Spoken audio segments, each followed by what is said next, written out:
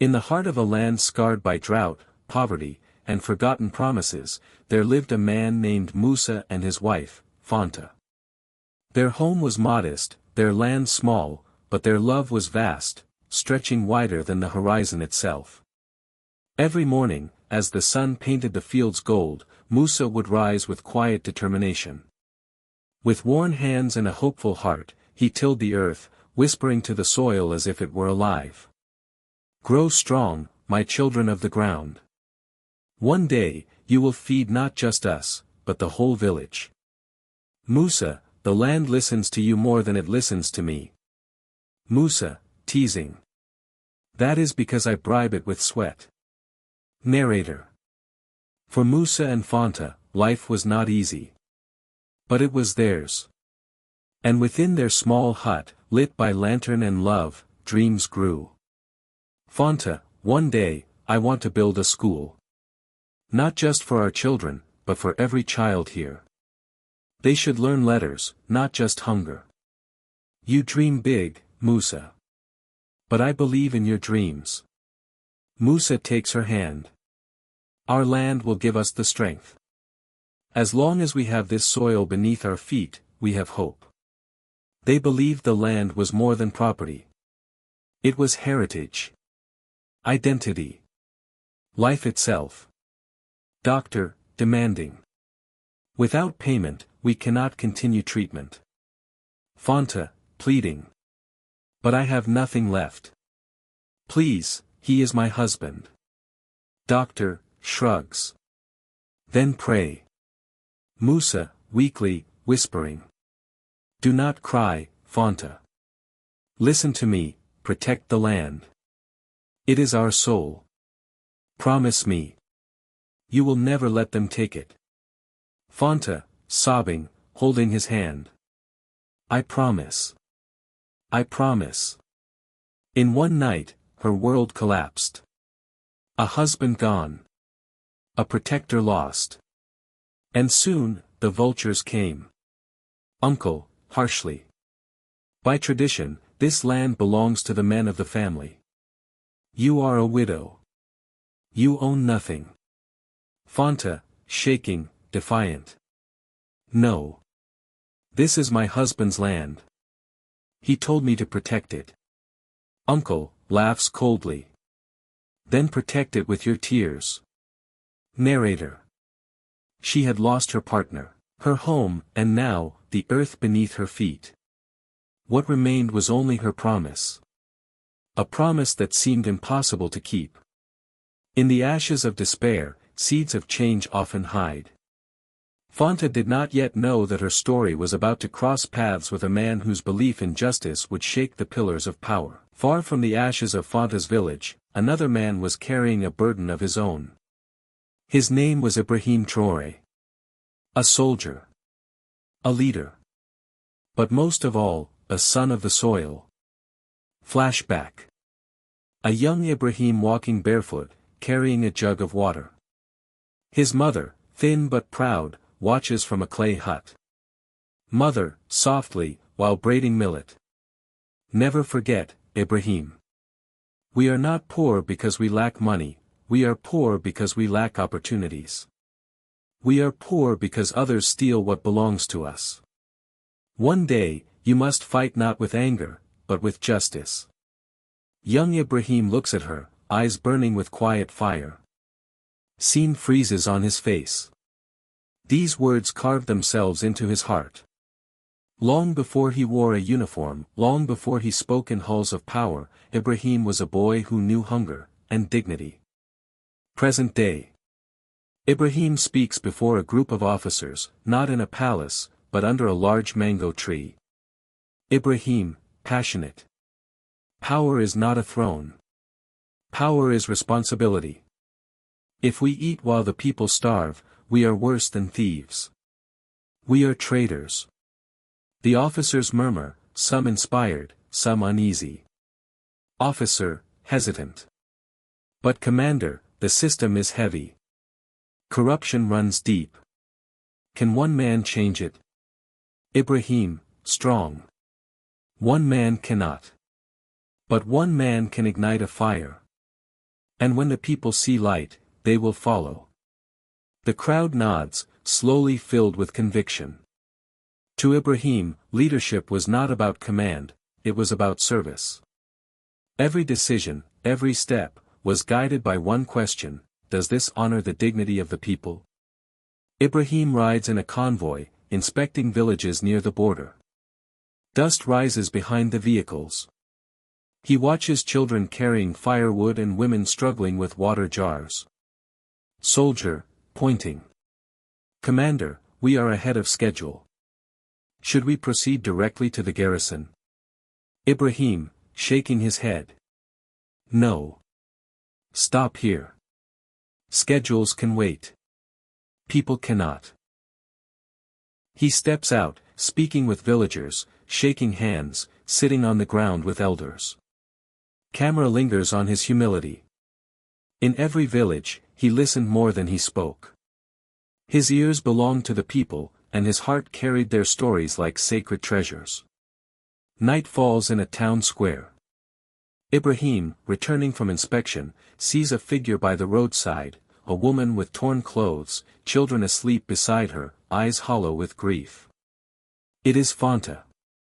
Soft violin plays. Ibrahim pauses, approaches slowly. Ibrahim, gently. Sister, why do you sit here so late? Where is your home?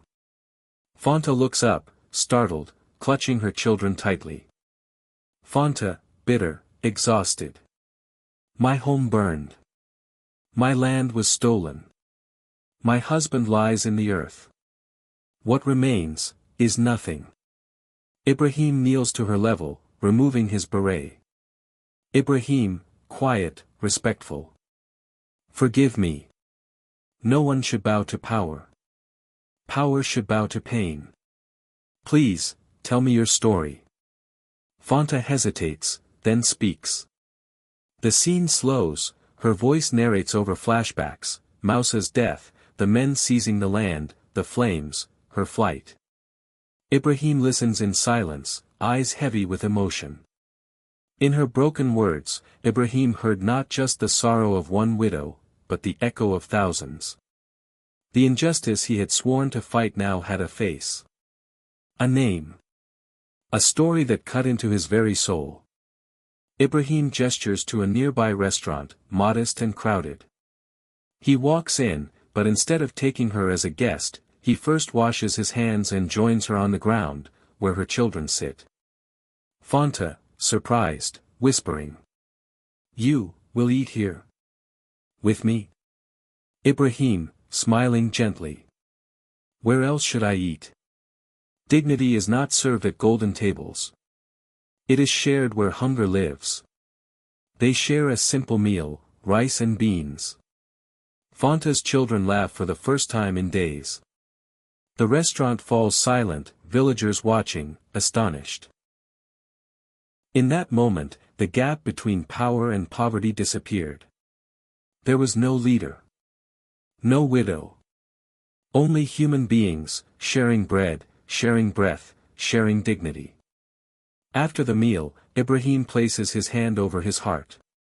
Ibrahim, firm, emotional. Fanta, I cannot erase your pain.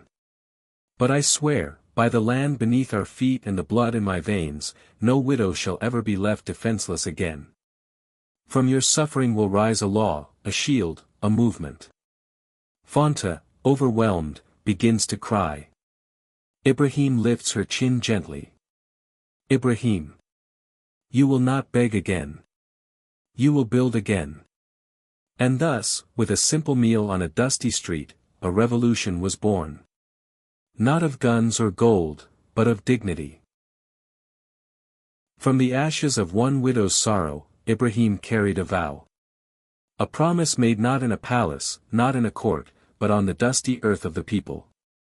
Yet promises are fragile. To keep them, a man must walk through fire. Minister of Lands, dismissive. Commander, we hear your passion. But land disputes are complicated. Customary law, ownership records, village conflicts, why stir the dust? Ibrahim, firm, calm. Because the dust is already stirred.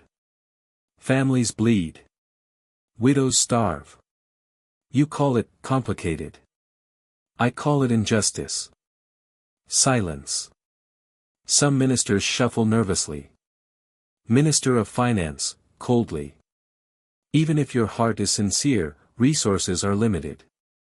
Soldiers are not lawyers. The state cannot feed every beggar. Ibrahim slams his hand on the table, papers scatter. His voice trembles with emotion, not anger. Ibrahim. Do not call them beggars. They are citizens. Mothers. Farmers. Builders of this land. If the state cannot protect them, then what is the meaning of the state? In that hall, power and morality collided. Some resisted. Some doubted. But Ibrahim's fire could not be ignored. Fanta now lives in a small shelter provided by local women. Ibrahim visits her quietly, without soldiers. The children run to him. Fanta, hesitant. You are a busy man, Commander. Why return to me? Ibrahim, soft, kneeling to eye level. Because you are the beginning. Every policy, every law, must have a face, and yours reminds me who I fight for. Narrator. To Ibrahim, Fanta was not just a widow. She was a mirror of the nation itself, broken, wounded, but unyielding in dignity. Montage, Ibrahim tours villages, sitting with widows, listening to testimonies. Crowds gather. Women raise their hands, chanting. Farmers donate small amounts of grain. Students paint banners reading, "Land for the landless." And so, from one village to another, the flame spread. It was not soldiers who carried it, but widows. Not guns, but voices. Not orders, but dignity. Ibrahim, on megaphone, voice shaking with emotion. My mother once told me, we are poor not because we lack money, but because others steal what belongs to us. Today, we say, no more theft. No more silence.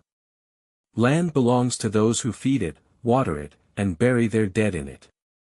Widows shall not beg, they shall sow. The crowd erupts into cheers. Women ululate. Men lift hoes and tools into the air. Camera pans over thousands chanting, the widow's land. The widow's land. Landowner, angrily.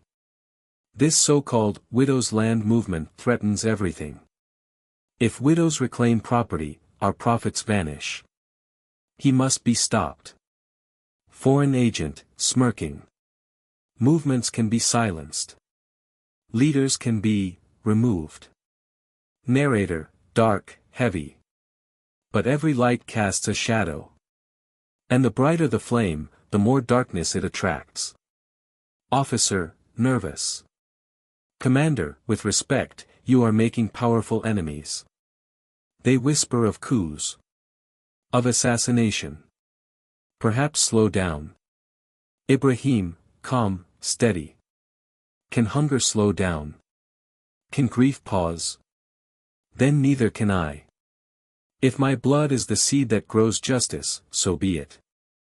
Ibrahim, gently. Brother, courage is not the absence of fear. It is choosing justice despite fear. Fanta stands at a village rally, holding her children. She speaks publicly for the first time. Fanta, voice trembling, then growing stronger. I was a widow with nothing. But this movement gave me back my voice. My children will not inherit silence. They will inherit land, dignity, and hope. The crowd roars. Ibrahim watches from the side, eyes glistening with pride. Slow motion, children wave flags of the widow's land movement. And thus, a nation stirred. From whispers of pain grew songs of defiance. From one widow's sorrow grew the strength of thousands. The movement was no longer Ibrahim's, it belonged to the people. Every movement that dares to touch the roots of injustice awakens an enemy. And when the roots run deep, the storm comes swift and merciless. Guard, panting. Commander. They tried to kill you. Ibrahim, calm, but voice heavy. No, they tried to kill hope. But hope cannot be assassinated. Diplomat, coldly polite. Commander Traoré.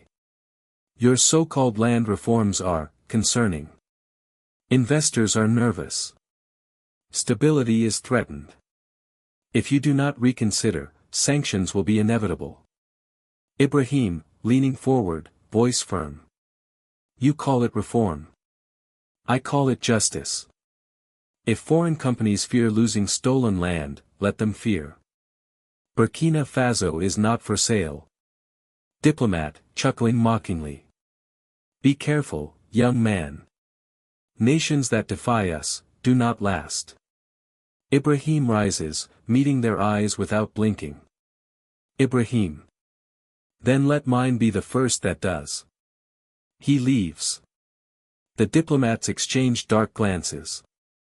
Tension thickens like smoke. Colonel, to himself, whispering. Ibrahim, soft, heavy. Brother, when loyalty is tested, some choose gold. Others choose blood. I pray you do not choose wrong. Fanta. You say the commander will be killed. You say the foreigners are too strong. You say we should stop. But I ask you, what did stopping ever give us? Hunger. Graves. Tears. If he can risk his life for widows like me, then I will risk mine for justice. Thunderous applause. Women surround her, raising fists. Ibrahim watches from afar, emotion flooding his face. He whispers to himself. Ibrahim, choked voice. This movement, it no longer belongs to me. It belongs to them. The fire did not consume the people. It consumed their fear. From the ashes, their resolve blazed brighter than ever. Survivors gather, weeping but defiant. A child, soot-covered, looks up at Ibrahim and whispers. Child, weak, but clear. Don't stop, Commander. Don't ever stop. Ibrahim kneels, tears in his eyes. He grips the child's hand tightly. Ibrahim, hoarse. I promise you. I won't. From the ashes of darkness, dawn always arrives. But sometimes, the dawn must be fought for. And for the widows, the dawn was not a sunrise, it was a promise kept. Villagers rebuild homes, plant new crops, children clean classrooms, women organize community kitchens. Fanta leads a group of widows in laying bricks for a new school. Fanta, to a group of women, determined. Every brick we lay is a statement. We are not invisible. We are not helpless. We are the backbone of this land. Woman, smiling through tears. Together, we can do anything. Narrator. The widow's land was no longer just a movement.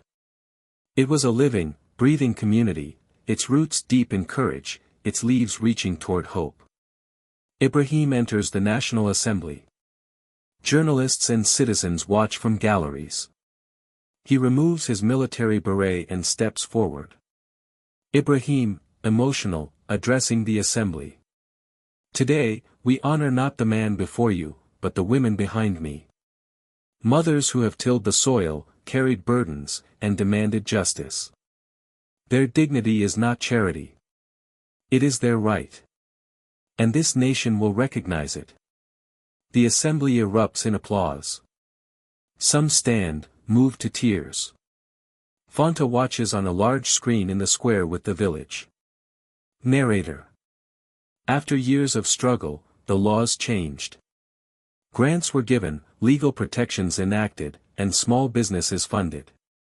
But beyond legislation, a cultural revolution had begun, one where dignity was no longer optional, but sacred. Customer, smiling. These are beautiful. How did you do it? Fanta, smiling warmly.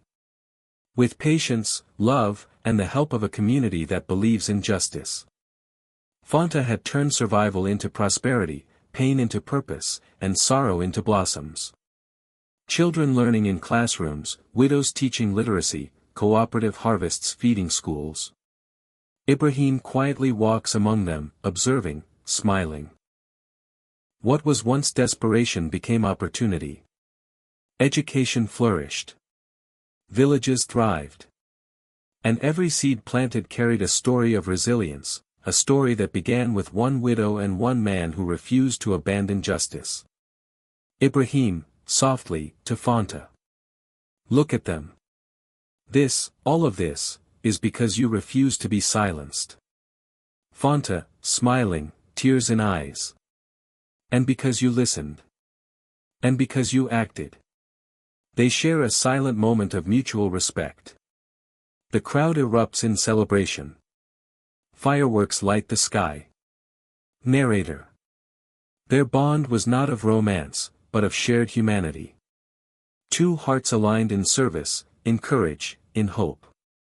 A giant mural is unveiled, Fanta and children planting, widows working, and Ibrahim standing humbly. Below the mural, dignity is not a gift. It is a right. Asterisk. Narrator, strong, inspiring. The mural became a symbol. Not just for the village, but for the nation. For dignity cannot be legislated alone, it must be seen, felt, and remembered. Slow pan over the mural, children waving at it, elders wiping tears, young activists inspired. Fanta walks across lush green fields with her children. Ibrahim stands at the edge, watching quietly. The sun sets in golden light. Fanta had fought for land. Ibrahim had fought for justice. Together, they had sown more than crops, they had sown dignity. And when dignity takes root, it never dies.